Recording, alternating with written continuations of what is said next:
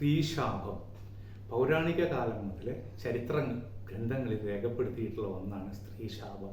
സാധാരണയായി സ്ത്രീശാപം എന്ന് പറയുന്നത് സ്ത്രീകളെ ഉപദ്രവിക്കുക എന്നുള്ളത് തന്നെയാണ്. അത് പല രീതിയിലാകാം. അത് ലൈംഗികമായിട്ടുള്ള ഉപദ്രവങ്ങളാകാം, ശാരീരികമായിട്ടുള്ള ഉപദ്രവങ്ങളാകാം, പല രീതിയിലുള്ള ഉപദ്രവങ്ങളാകാം. ഇതിൽ നിന്ന് ഒരു സ്ത്രീ ശപിച്ചാൽ അതിൻ്റെ ശാപം ചിലപ്പോൾ വ്യക്തിക്കോ കുടുംബത്തിനോ ബിസിനസ്സിനോ സാധ്യത ഉണ്ടാകും.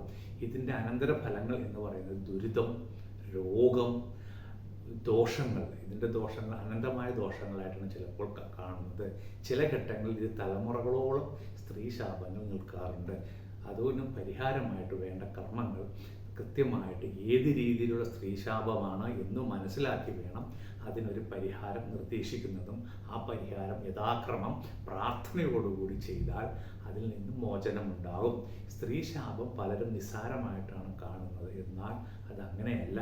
അതിന് വളരെയധികം, പ്രത്യേകിച്ചും ഭാരതീയ ശാസ്ത്രത്തിൽ അതിന് വളരെയധികം വിലയുണ്ട്.